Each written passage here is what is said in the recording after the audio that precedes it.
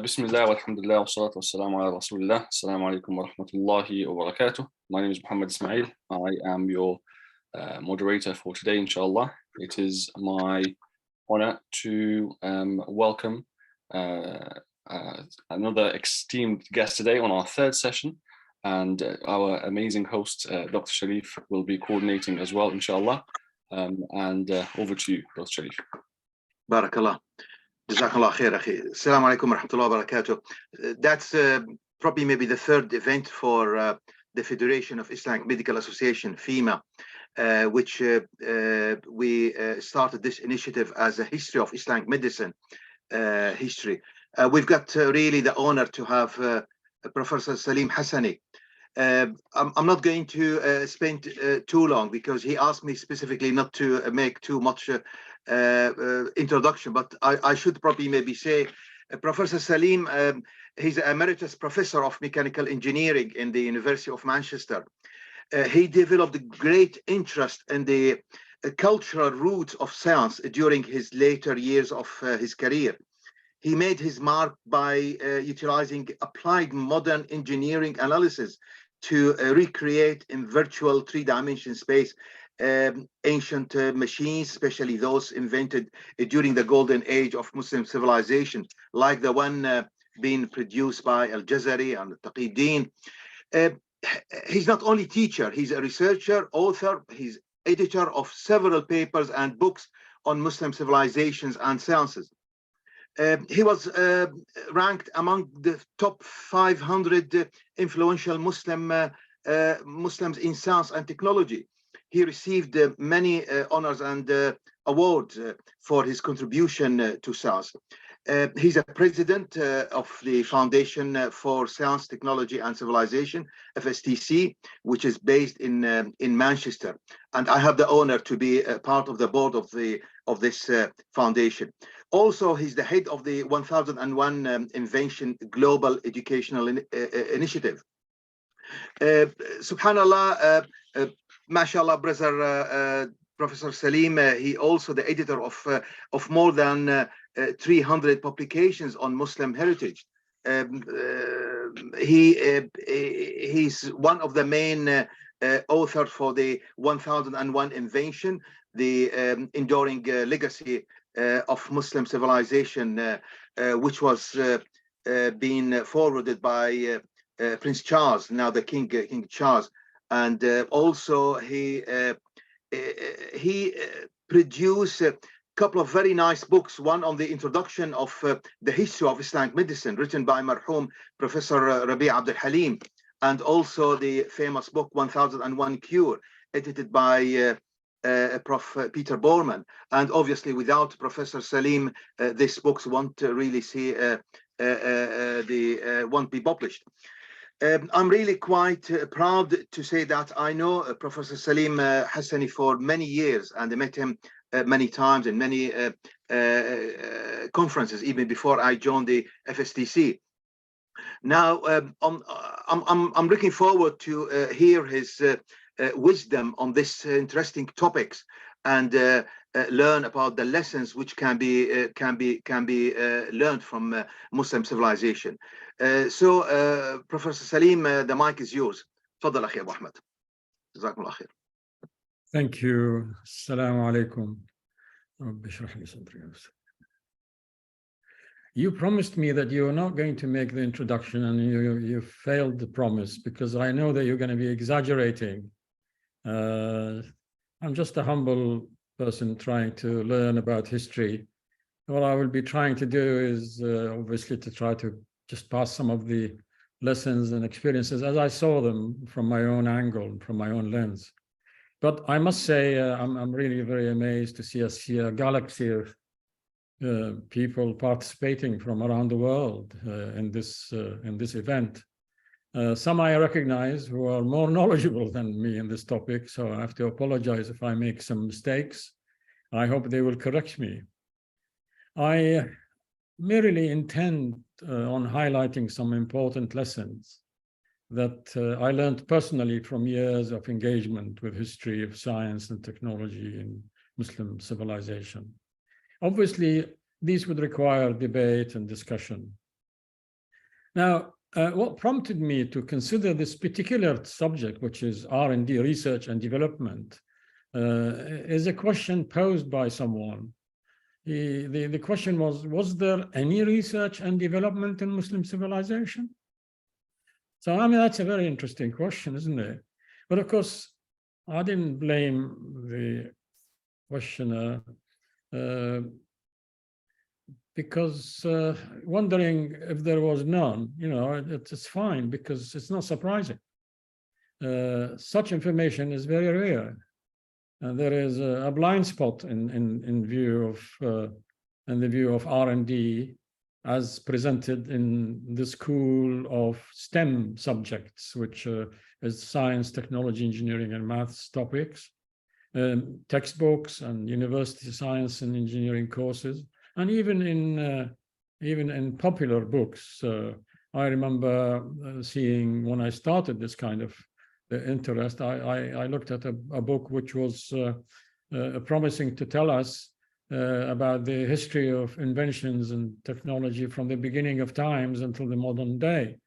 And it was only really surprising to see that there was a huge gap and there's hardly any mention of any Muslim contribution whatsoever. And that was really very disheartening, because even though I didn't know a great deal at the time, but I knew there were some names like, you know, relating to mathematics and engineering, which were missing. So this was another incentive to get involved in this subject. Of course, later on, one finds that there are quite a number of contributions that we made. You only need to sort of, well, if you want to look at the missing link and how the people are presented with this idea of history of science and with the content of the history of humanity in this area, you only look at most of the books. I mean, nowadays there are some improvements, but they have a gap of at least 1,000 years, which somehow it sort of coincides with the Muslim civilization. There seems to be a jump from Greek, Roman era on the one hand, and then jump into the European Renaissance on the other. So if you actually, I'm trying, my PowerPoint is stuck for some reason. Right. If you look at, I don't know whether you actually see this whole view, because I only see part of it because of the photographs of the participants. Yes, we can see it. Yeah, excellent. Yeah, you can see that there is a gap. You know, there's a Greek, Roman.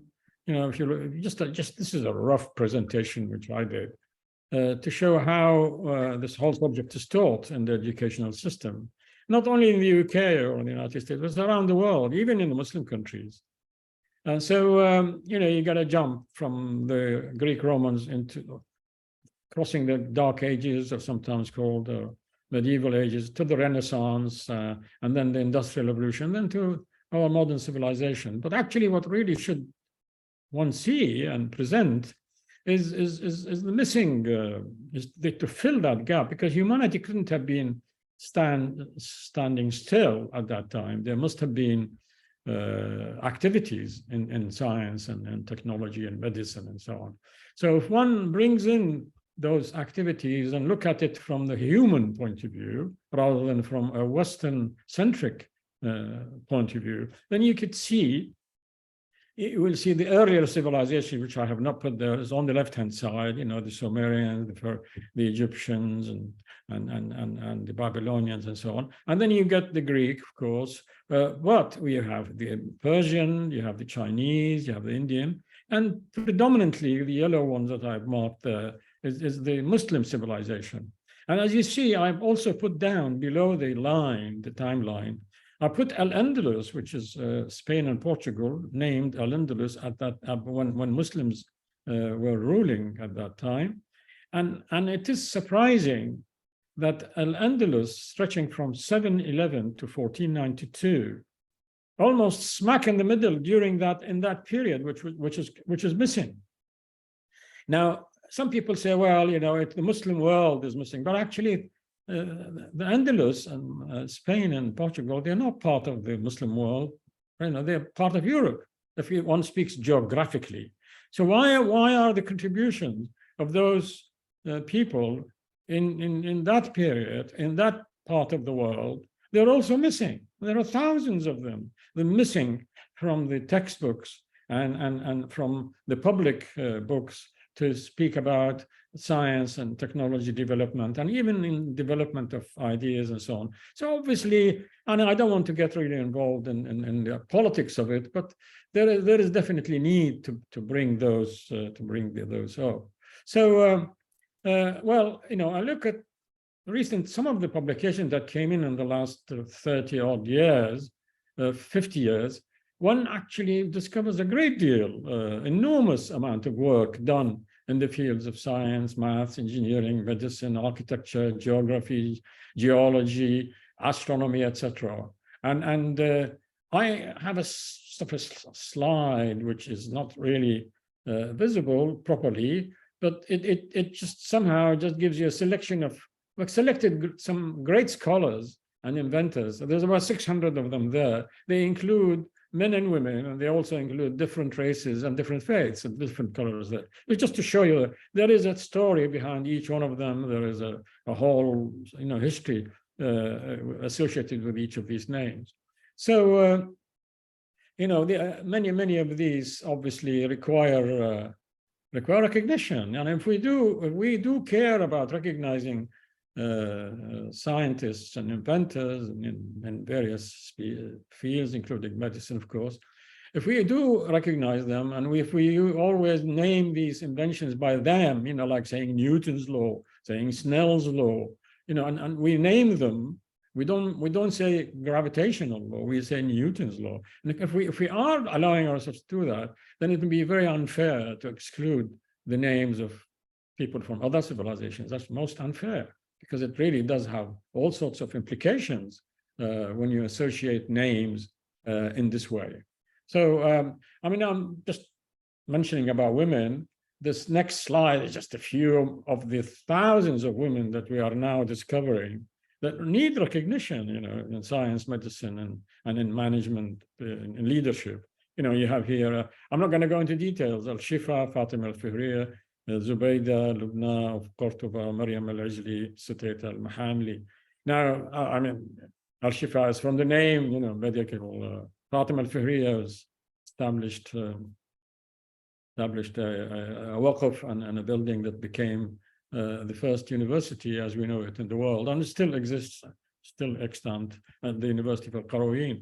Zubayda, an incredible lady, the wife of Harun al-Rashid, who have had enormous awqaf and so on, but she is well known to have populated the road from Baghdad to Mecca with inns and caravanserais, with wells and oases to make it easy for the travelers to travel. And also, until now, we can see a huge water construction in Mecca that she has established, called Ain Zubaydah, that brings in water from distant aquifers outside Mecca to bring to Mecca, and some of that water contributes to the waters of Zamzam.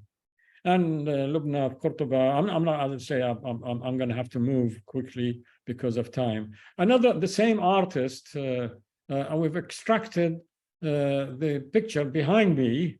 We've extracted this piece there. This is a painting, the artist's impression of the variety of people, you know, different colors, men and women, you know, young and old, they're all working together, particularly at the times what we call the golden age of Muslim civilization. This golden age of Muslim civilization has been actually given by non-Muslims to describe only a short period, which is around the House of Wisdom and during a short period of the Abbasid time. But as we see, and there are many professors like George Salib and others, they say the golden age is actually much, much wider, and it has stretched way beyond what is being prescribed in some of the textbooks now. So I'm showing you at the moment a sort of an animation.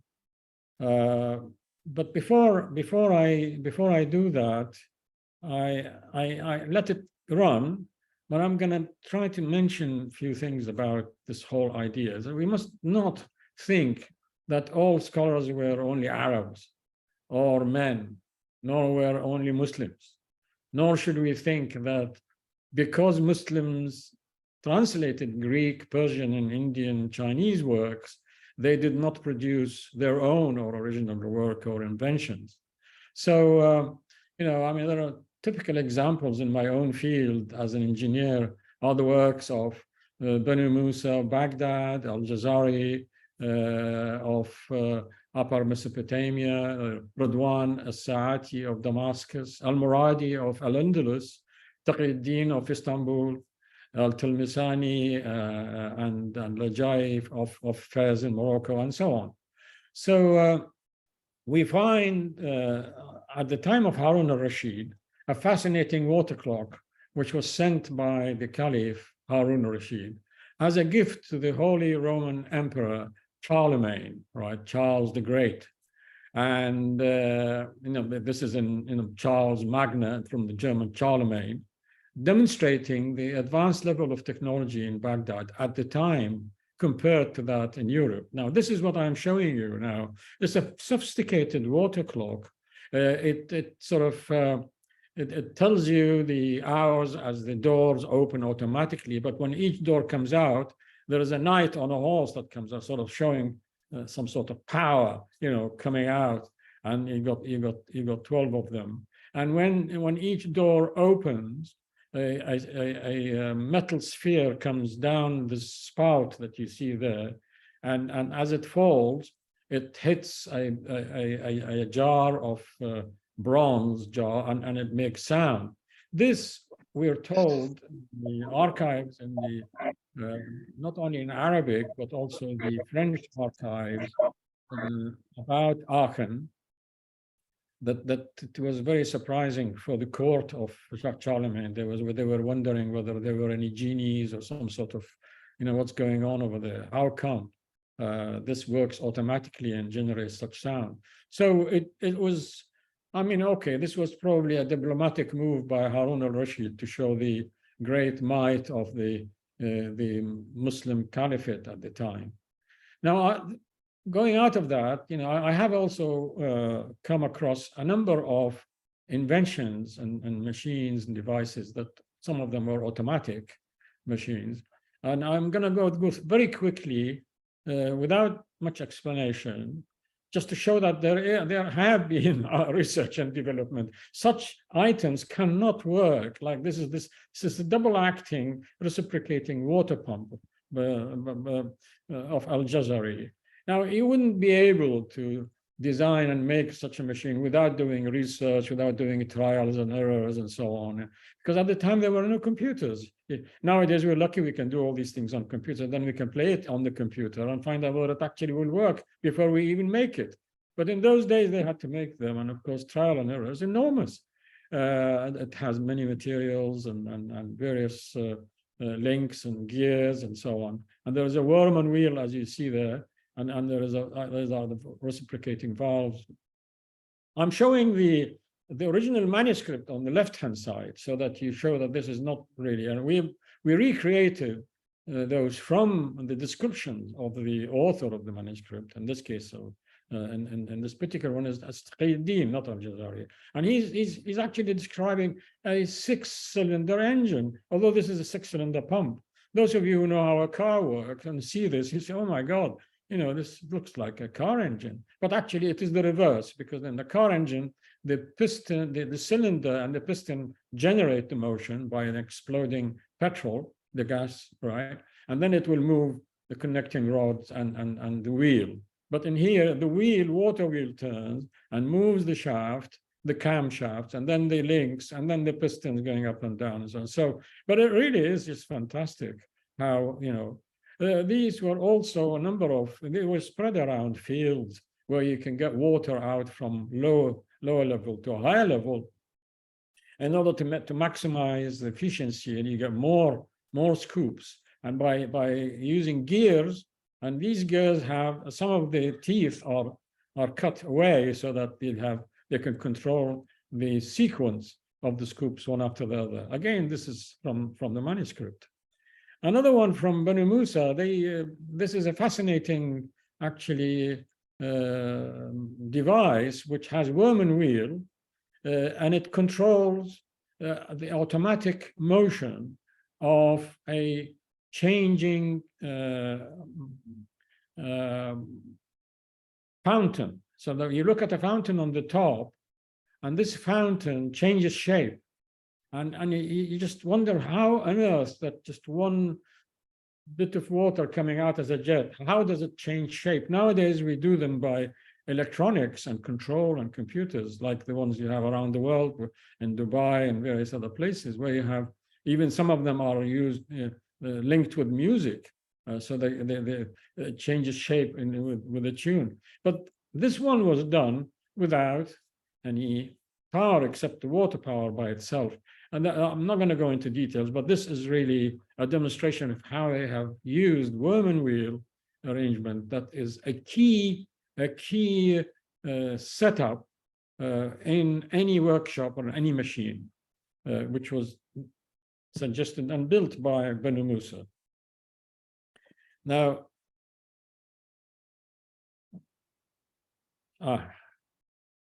right. Taqiyuddin not only built those pumps and so on, but he's also built a fantastic mechanical clock, not a water clock. This is a tick-tock clock. You could see there is the escapement on the lower left, and that causes the tick-tock. That's what does the timing. And the pendulum there, which has got a heavy bob at the end of a rope that pulls, that generates the motion. It pulls by the gravity, it generates the motion, and it actually gives you alarm and so on. He built also a similar one driven by spring. So by winding a spring, and then it works. Of course, some people debate whether he had actually been the original inventor or not, whether there was, because at the same time, Europe was also involved in making such clocks. And we really, at the moment, it's very difficult to prove anything but that he was actually an inventor of his own, even though there may be some other clocks on the other side of the Ottoman Empire. Now, we've had a number of activities in our foundation, and including books, exhibitions around the world, films, and so on. And you can see those on our website. Those of you who are interested in going further to find out what we've been doing, you can visit those. For the public and schools, the best one is 1001inventions.com. For more scholarly work, and it's got thousands and thousands of papers and articles that are peer-reviewed on various topics in Muslim civilization, research and development, and in all sorts of topics, including medicine, of course. But much more focused on medicine is the other one, which is called 1001cures.net. And our main website is fsdc.org.uk. Now, let's look at something interesting. So there are about 5 million manuscripts in Arabic, we're told, that survived the burning of books in Spain after ransacking of Al-Andalus, and also after the sacking of Baghdad by the Mongols. Now, around only 50,000, we're told, are edited. So the rest are still, unfortunately, are in various libraries and museums around the world. But those that have been edited, they're mostly about dynasties and about wars, about religious discussions, and literature, poetry. So, there's a great deal of work that needs to be done on the remaining manuscripts to come out with, work that have been done in science and in research and development, and also about the contribution of women, which we are quite busy with nowadays. Now, so, but why is that? You know, I'm just wondering, why is it that the bias of the edited ones are towards those, you know, topics of dynasties, religious discussion, and so on? Well, it's obvious. I mean, it's to do with the sponsors, those who pay the editors, and then they decide which manuscript that they want to edit. And of course, therefore, it is inconceivable that amongst the thousands of unedited manuscripts, not to find a huge number of them on various STEM subjects. Now, but that is not really the main theme of the talk that I wanted to give. The question is that besets me, and I think is important to address, is that what main lessons can we learn to enrich us for building a better future? Okay, I mean, people do contribute, people may, you know, from all over the world, human beings are created by their nature, by their creation. So what's so special about, you know, an Arab or a Turk or an Indian or Chinese or a European or an American to have invented? The problem is that there are people who have invented, but they have been airbrushed from history. That's our problem. It's not a question of, you know, I think this group is superior over the other. It's just that the way it is presented, unfortunately, it has direct impact on identity of young people, and also on politics and so on. So it's a bit of a subject that I shall not get, by the way, into discussion on the reasons why Muslim civilization has deteriorated and how it gave way to a newly emerging European Western civilization, which we call the Renaissance. And then, now, I must, however, bring out some conspicuous features that formed the bedrock of R&D during the centuries when Muslim civilization thrived. There must have been something special about them. And are they the same, you know, that we have here today? I shall focus only on ones that the Renaissance ignored, right? Eventually giving rise to our present imbalanced world. I like to ask the question, what were the motives? What were the incentives? Were there any guidelines? And were there any rules and ethics in medicine, in science, in engineering, physics, chemistry, biology, and in humanities? How were all these activities funded, right? So, as we all know, the present-day research and development are guided by objectives and rules. And these are predominantly set by government and by the funding institutions. Was this the case in Muslim civilization? What was the main feature and that characterized R&D then, at the time? Now, by far the most apparent feature that seemed to have inspired and guided R&D is demonstrated by the title of the book that I am now showing you on my slide. I left it there for long so that you can ponder when you're not listening. Now, the title of the book, it says Al-Jami'. This is a book written, you know, and even the diagrams by Al-Ghazal. It's called Al-Jami' Bayn al-Ilmi wal-Amal al-Nafi' fi Sana'at al-Hiyal. The literal translation is the combination of science and useful deeds in the development of ingenious mechanical devices. Now, this is fascinating. You see, so one principle is that science has to have a useful end, useful deeds. And useful deeds are defined in the Quran as amal al-salih, amal al-nafi', but in the Quran they're called amal al-salih because it combines not only material benefit, it also combines the spiritual benefit in amal al-salih. So useful deeds that is acceptable by Allah, that is an a'mal salihan tardah. So there you could see that there is some sort of guideline, and there is a principle there. Such useful deeds resulted in social development of people, care for animals, and environmental protection. Now, if you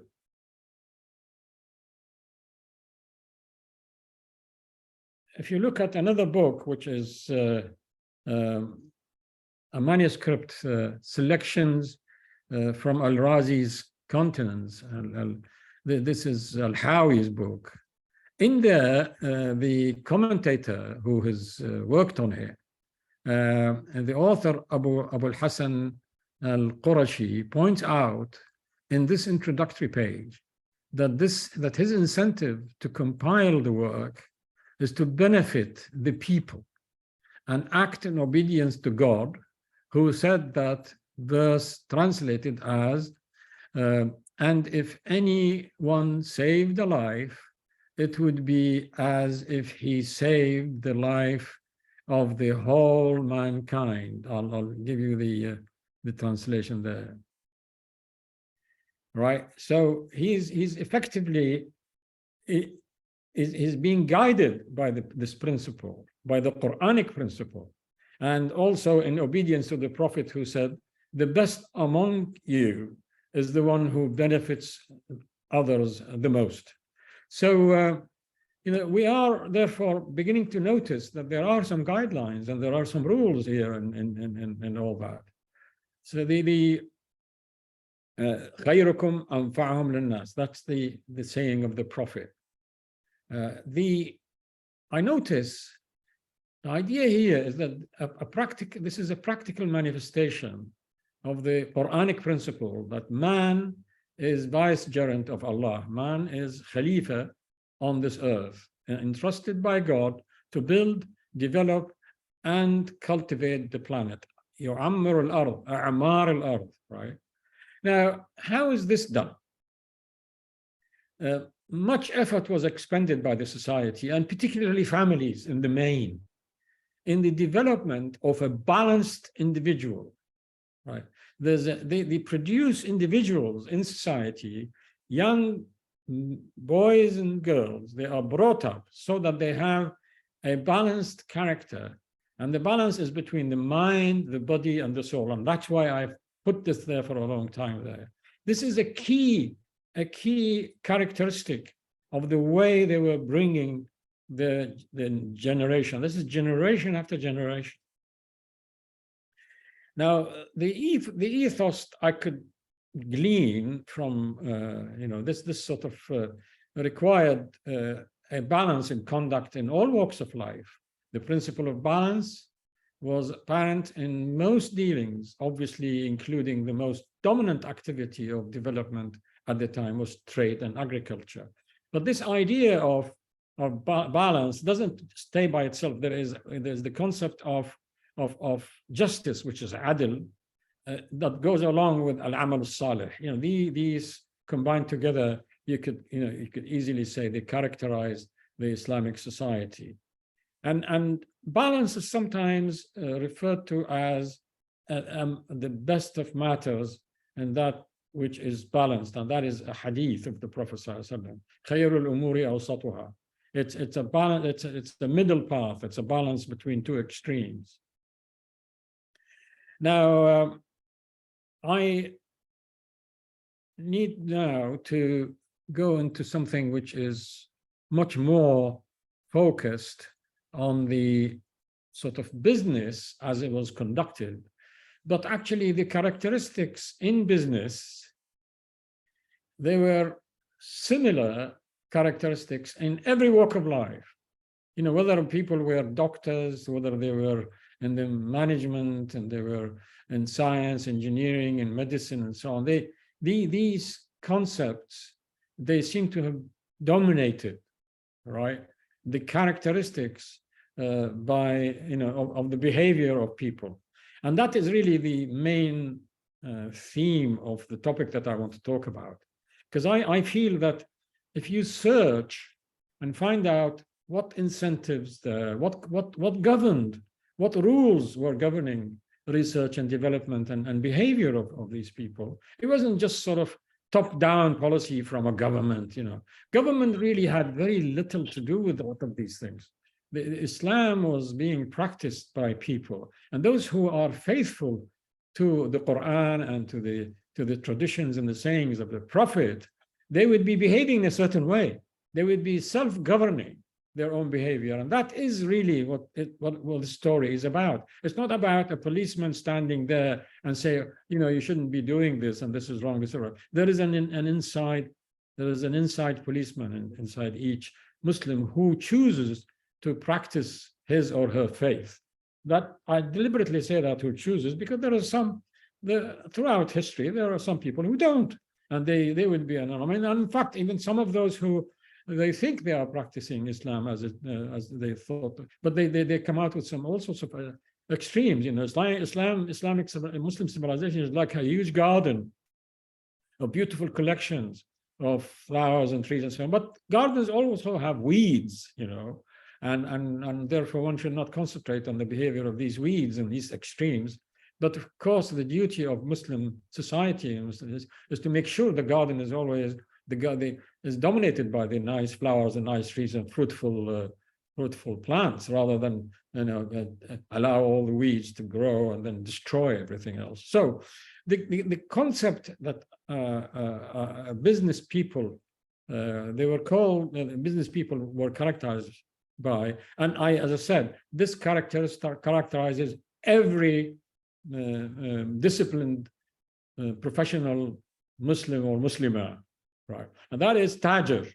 It's made composed out of 4 letters in Arabic: Ta, A, Ja, Ra, Tajir.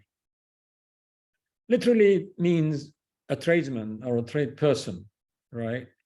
But these 4 characteristics as defined by Tajir, I'm in Arabic, in English, I'm writing them as T-A-J-R, because you know, there'll be a little I because there's a kasra in Arabic after ja, but it doesn't appear in the English, unless you have to write a vowel, which is a small I there. So this enveloped the professions in trade, industry, business, medicine, teaching, administration, service industries, social care, policing, military. It seemed to be all there, you know, this Tajir. Now, Ta is, I have read this before, and I have confirmed this with some Muslim scholars about this word Tajir. Now, Ta comes from taqwa, which is mindfulness of God, right? And A is from amana, alif from amana, that is trustworthiness, a disciplined behavior of being trustworthy. And jasara is courage, bravery and courage, ability to control one's behavior, but also ability to defend, to say the truth, to distinguish, you know, to enforce what is right and forbid what is wrong. So, and to make any decision in business and in any of our work, we really need to have the ability, courage to decide to do it. There are a lot of risks, and to resolve a risk, you need courage. And the last letter, Ra, is Rahma, which is mercy. So, you know, this is like somehow this behavior is like a road, right? I put it like an arrow, right?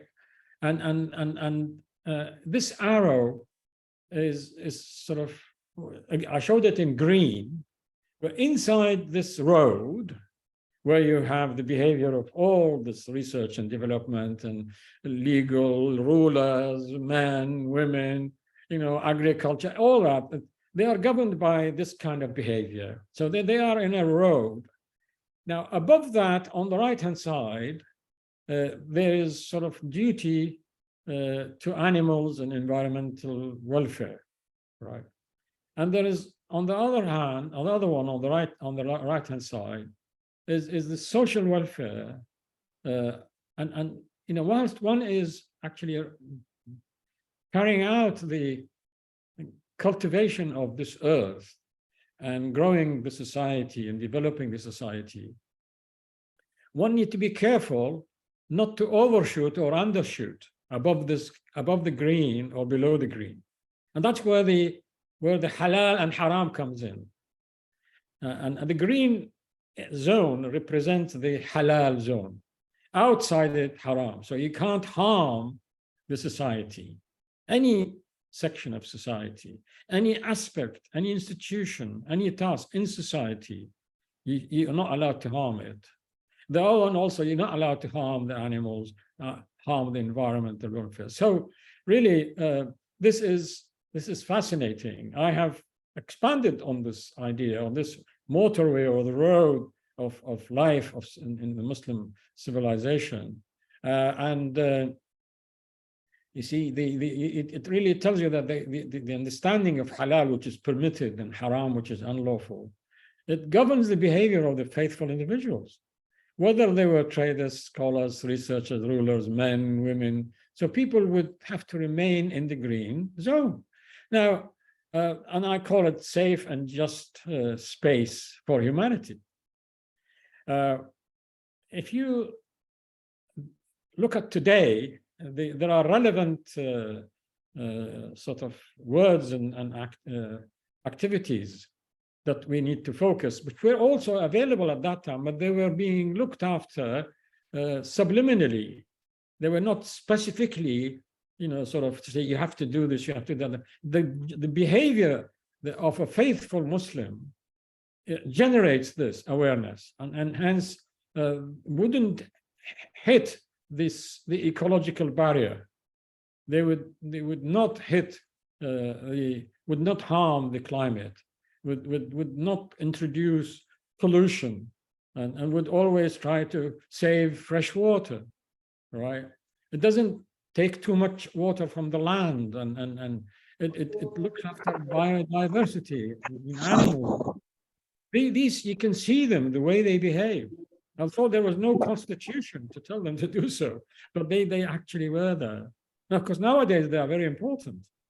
Then you also, in terms of the society, you find that they were, in the social foundation, they will not harm education, they will not harm health, they will not harm food, they will not harm the water, they'd be preserving energy, the way they build houses, the way they set up the transport system, the social system, how social equality and how peace and security and the governance is conducted. You can see all this concept of Tajir actually is dominant out there.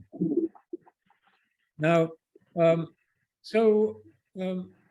therefore, the result of that, in my humble opinion, has sort of emerged a community of people throughout the Muslim world, even though they were not quite connected with each other, because Islam spread like an organism. It wasn't dictated by government. Now, those who think that whenever the Muslim army went there and they enforced Islam and so on, they're quite wrong. It was not enforced. What they do is they just knock out the aggressive, oppressive regimes, and then they allow Muslims to live in that society, respecting everything in the society. But as it happens, when you look at the way Islam has spread, it's the conduct, is this tajir conduct, the characteristic of taqwa, the characteristics of trustworthiness, of conscience of God, of bravery and of mercy, right? This kind of behavior influenced the rest of the society. So Islam actually spread by the behavior of people. And this, the emergence of the aspect of community, that is we, has been dominant. There was very little individualism, right? People, of course, look after each other as individuals, but they look at it within the frame of the Tajir, so that they want to obviously end up in paradise. But the result of ending up in the process of ending up in paradise actually generates a lot of social service and social equality behavior and so on. So unfortunately, the Renaissance had generated an emergence which somehow converted the characteristics so that the two characteristics that emerged, in fact, three. They changed the concept of,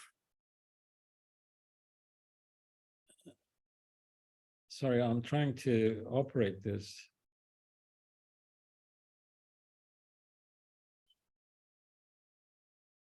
So we said that the concept of we was with the Muslim civilization. But when the Renaissance came, it became me. The emergence of individualism, selfishness, and the competitive behavior. That is really very characteristics of what happened when Europe effectively were deflected not only from Muslim civilization, but also deflected itself from Christianity. So the church sort of lost to the Renaissance. Now, what we have here,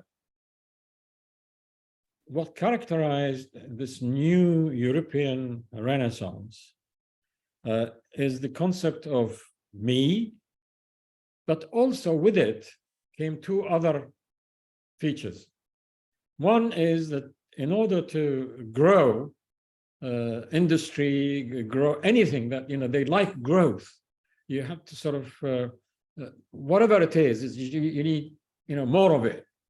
And concentrating on material progress, items of, households and so on, then you need money, and the growth in industry, the clothing, the international industry emerged. Well, I mean, we are in Manchester, and here is where the Industrial Revolution took place.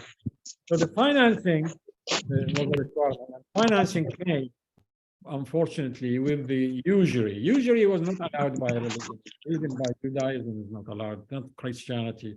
Islam forbade it very, very clearly, and it declared war against usury. But when that, when financing of large projects and so on was required, rather than do it the Muslim way, which is sharing, and and hence the lender of the money actually takes risk as well. Instead, that would gain interest, and interest became compound interest, and that really has resulted in a disaster in the world, and as we see today. So now there was also a philosophy that also emerged, that man, is actually a man. Male is on top of all species, including women. Man is above, and this represents. This slide represents it all there. It's a sort of white males occupy the top of the hierarchy with females, then people of color, and then animals beneath them. So this problem of growth, this problem of growth seems, and is with us today. Even the present government, all governments in the world, they measure themselves against a scale to show growth. Now, of course, if you continue to grow and you want to finance, and then finances with interest, and what will happen? The financiers will become richer and richer and become endlessly rich. So if you look at today, there's a recent report by Oxfam. They said that the richest 1% in the world, they bag nearly twice as much wealth as the rest of the world put together over the past 2 years. I mean, this is just incredible. How can you have such an enormous wealth? It hasn't happened in previous civilizations, particularly the Muslim civilization. The concept of zakah, not charging interest, and so on, the whole idea of mizan and the behavior of the tajir, it just you never had billionaires and trillionaires like we have today. it's just really incredible. And maybe that some of the lessons that we learned from Muslim civilization is how to control this rampant growth of wealth. And this wealth seems to be behind everything at the moment. That they control research, control development, they control government. Nowadays, weaponry, everything is just somehow controlled by these rich individuals. Now, it's a long story. In this short talk, I've managed to point out some important lessons from Muslim civilization. And what I would like to point out, by the way, is that recently I've come across something very interesting. There is a movement towards redressing the imbalance in our way of life. It's called the donut economics movement. This is developed by Professor Kate Raworth. She's from Cambridge, and really the idea of that arrow that I have shown is actually now is like a donut. So the safe and just space and the green space, and you see in the center, towards the center, this is if you engross on the social foundation and on the society, and if you do harm and so on, and then you also do harm outside on the climate, and so the idea here is to live in her movement, and this one, the donut movement, donut economics movement, is to live so that you can actually live without harming the environment, without harming the balance in in the social structure and social economy of people. Now, I think that this idea of prosperous, sustainable green society will require R&D today. But I think, in my view, any R&D today should use the principles that inspired and guided a thriving, balanced society once upon a time, well, in the Muslim civilization.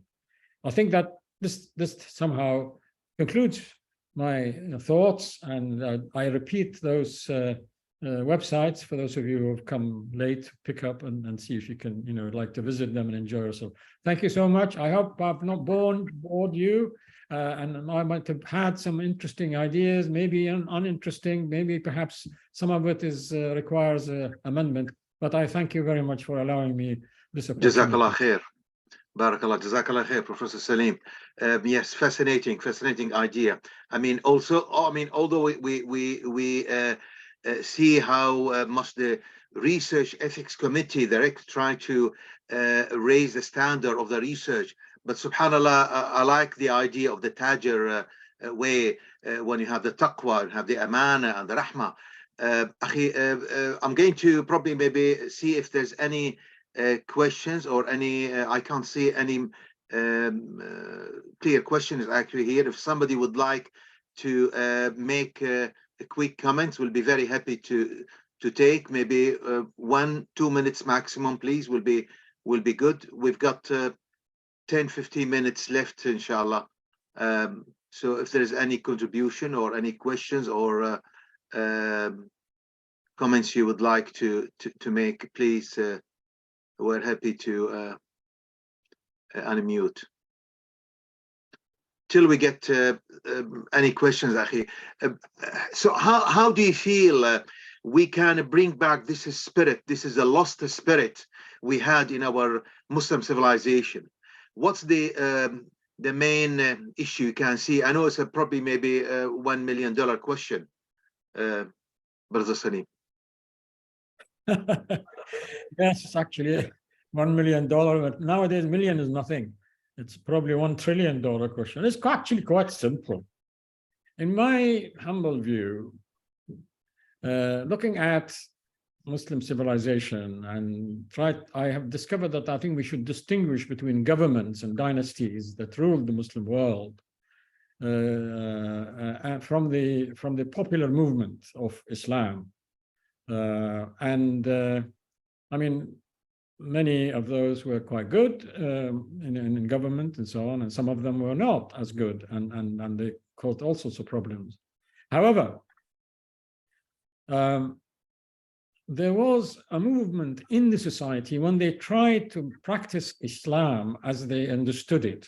And that came from simple understanding. You know, but of course there were people who were spreading knowledge, and they tried to explain what the Quran meant, and, you know, at various times, because the conditions of society change from one geography to another, from one era to another. So, but the production of individuals who are balanced, have a good head on their shoulders, who actually can distinguish between right and wrong and halal and haram. I think this is what is required today. Now, of course, they can do this, the Muslims can do that, but if the Muslims actually discipline themselves in this way, they can make an enormous impact in the world, whether they were living in the West or in the Muslim world. What is missing, unfortunately, is that the Muslims don't behave themselves in this way. Now, why has one of the aspects, I have a theory where I'm beginning to believe that it was actually not just a theory. I believe that the role of women in Muslim civilization was paramount in the production of balanced individuals. Right? Not only in production of the new generation that are, you know, balanced within the concept of tajir in their heads and their behavior, but they also themselves took upon themselves to propagate such behaviors, and they indulged in the spreading of knowledge and learning knowledge and spreading it in teaching. And some of them became scholars in Islamic fiqh. Some of them also were involved in medicine and so on. So this is a huge subject. But I began to believe, when I had looked at this, that it was predominantly the Muslim women who spread Islam in the Muslim civilization. Jazakallah khair. Before we give the mic to Dr. Salih Shafiq, we have a quick question from Dr. Naji Hussain from Britain. I mean, he's asking about the methodology of research in medicine, and were there any guidelines published by all the scholars on this issue? Well, I've come across some, but I'm not an expert on that particular subject. I think the Dr. Sharif, you can answer. I know, mashallah, we had lots of scholars being published on the ethics and the ethical principles on research, which kind of probably maybe very much like looking at the methodology. I mean, we don't have the methodology as such in the old days, but I mean, the beautiful way you presented, Professor Salim, on the Tajir, when you have the taqwa, the rahma, looking after the world as such, and this has gone beyond even the human beings, looking at the animals as well as the nature around us and the climate. Yes, Az-Zahawi, he published books, Akhlaq al-Tabib, the medical ethics by Arazi, as well as a very nice book on how the relation should be between physician and patient. Research as such wasn't really big topic on the history of medicine. I mean, unless if somebody can probably maybe add, I don't know if there's anything else go beyond what you really mentioned, mashallah, with the taqwa and the principles. I don't know if we lost Brother Muhammad. Do you want to allow the I say gentleman, Dr. Shafiq, give him the unmute? So everyone is muted on entry to the meeting, but anyone can mute themselves, insha'Allah. One thing to note really quickly while this is done is I'll be sharing a feedback form in the participants comments section now. If you may kindly fill out the feedback form, it'll take 30 seconds or so. And anyone interested in joining the team for this project, pop your email address and your phone number. I'll be creating a group, inshallah, and assigning different representatives around the world, inshallah, to try to dissipate the message and get more ideas on board. So I'll be sharing that in the comment section now, inshallah.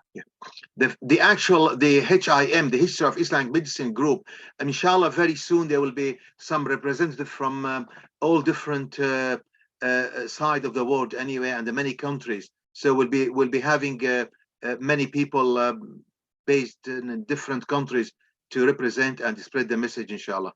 It will be, inshallah, like focus group. Jazakumullah khair. Anybody would like to add any questions? I can't see any. Somebody said it'd be nice to have the. Sorry, this is Salah Shafif. Is it okay if I jump in with a question? Or? Go ahead. Barakallahu feek. Thank you. First of all, I just want to say thank you so much. Jazakallahu khairan. Really fascinating talk. It also touches on my research interests. I've looked at things more from kind of the economics and innovation side. And what I was really curious about was, if I got it right, it seems like there was a grassroots innovation policy, right? And it was very much not, as you said, kind of enforced top down. And these values and the objectives and the larger kind of guardrails of these innovations were within Islam, right? In an Islamic worldview. Now, I'm wondering, because the earliest, this isn't my field at all, but with healthcare, the earliest hospitals, BIMA, etc., patients often didn't pay to receive treatment. Things sometimes they'd even get paid, right, upon leaving and things like this. So it seems like the entire underlying objective or maqsid has really shifted towards profit maximization, and that's present in the larger economy. So I'm wondering, specific to healthcare and hospitals, which is kind of the building blocks of healthcare, how is it that we can make the profit motive or the profit incentive secondary to the larger objectives, right, of taking care of one another, of what you mentioned, of even saving one life is equivalent to saving all of humanity. The last part of this question, and then I'll be quiet, is I think it's completely understandable that some individuals, they work really hard, go to school for years and years to become doctors, specialists, right? And so they should be, rewarded for that, and monetarily that's okay, right, to receive high salaries and things like this. But is there a way to do that, and at the same time, for patients to kind of shift the dynamics as they are now, right, towards something that I think we can agree is more Islamic? Thank you. Professor Salim. I have no comments actually to make on this. It's not quite my area. I've been trying to derive lessons from Muslim civilization. When it comes to contemporary issues, obviously I have my own personal opinion, and I think that the world really could do with these qualities, and these characteristics at the moment are suffering. Even Muslims who profess to be Muslims, they are not really practicing them. Some of them are not practicing them as they should be. And hence there is a huge problem of imbalance in the Muslim communities, wherever they are in the Muslim world or in the West, and also in the non-Muslim communities. There's a lot of injustice. There's a lot of materialism. Somehow family structure is being sort of attacked and being disintegrated. The concept of the selfishness, and we're bringing out wolves. I mean, take us, for instance, we are professors, and most of us, I see that they are professors in universities. When I look back in my early universities, when I became a lecturer, then a professor there, I noticed that there was an invasion by market forces to the university world. The university world suddenly became the subject of aggressive market forces dominating the labs, dominating even the teaching, so that the students became like items customers and clients. Research has to be totally controlled by the funding, and you start losing the aspect of human consciousness, really, and it's just driven a huge force that is coming like a storm and has taken the universities. Now it's going into schools, unfortunately, and what we see is that we are bringing up even families, even religious families now, in order to compete, to get their children to compete in the schools, they start making them competitive, and without actually inculcating into them the taqwa and the amana and the jara, and then the rahmah. They lose out on the being God aware, being trustworthy, being courageous, and being merciful. So they effectively become they are homes for bringing up growing wolves. So you have to be a wolf to compete in the jungle of today, and that is not right. This is what the result of total departure from Muslim civilization, unfortunately, because of these values have not been taken out. When you take science and technology by itself and becomes only an instrument for the pleasure of human beings and for the dominance of human beings, it becomes very, very dangerous. In fact, can you imagine a world when it is controlled by people who are, let's say, the whole atomic weapons today are controlled by people who have no mercy, if they have no mercy, if they have no consciousness of God, they have no trustworthiness, they have a bravery, but then that, can you imagine what kind of world we live in? It's such a dangerous world. It is even worse when you look at the most modern discoveries now, which is the artificial intelligence world.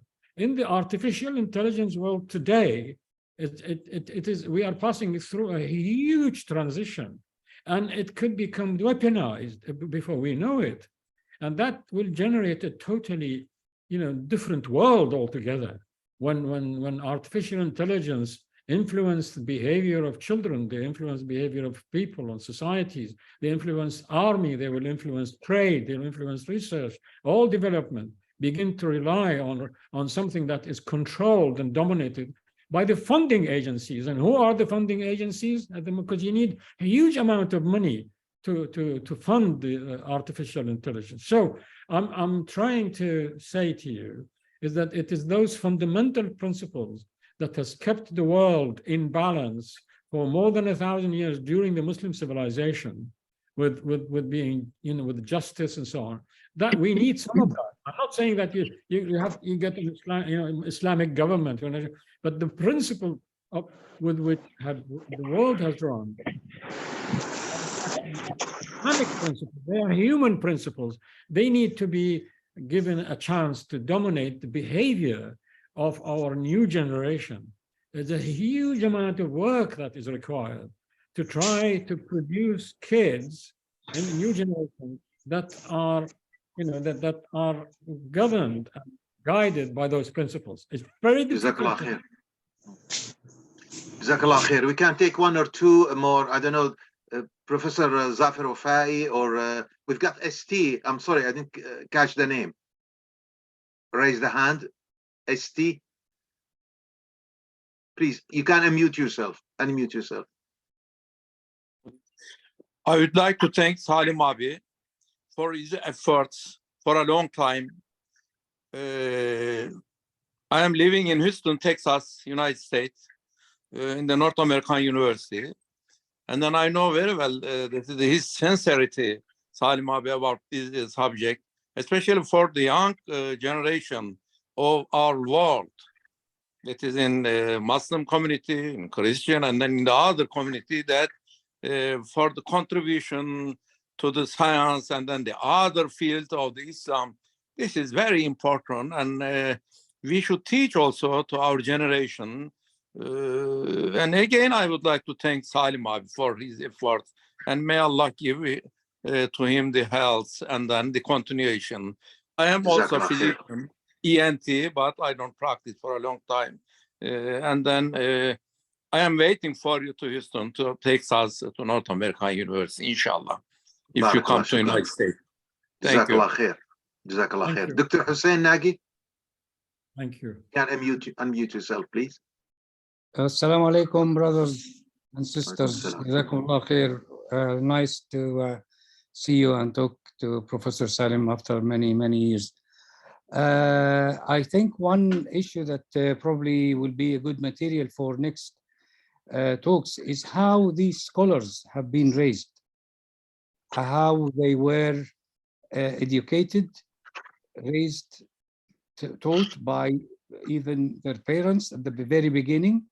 What is lacking from our education syllabus to bring up such like what we call them encyclopedia personalities, and how to keep that balance against the very sophisticated, specialized characters of science now. So how can we keep that balance between this Al-Razi, who was known in poetry, language, religion, fiqh, etc., and our planned education system that make you focus on how to thread a needle only. Jazakallah khair. That's great. Barakallah. We'll take this on board. Another question from Dr. Salwa Al-Nouri. Yes, thank you so much. Assalamu alaikum, everybody. This is a Assalamu wonderful space to have this discussion. It's so enriching. And of course, I just wanted to thank Dr. Salim. I just wanted to make a comment as I'm listening to all of us think about these things.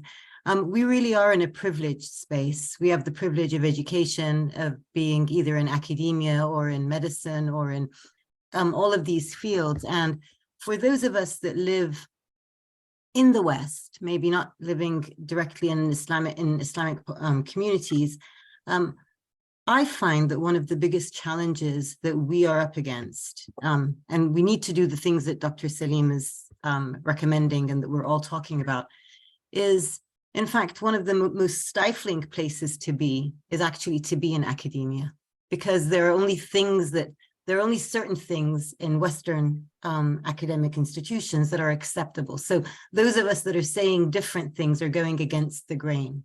And it becomes really difficult. We're lone voices sometimes. And I wonder how we might be able to bring out those lone voices in stronger ways. So when Dr. Salim brought up, I forget the person who's at Cambridge, Kate, what was the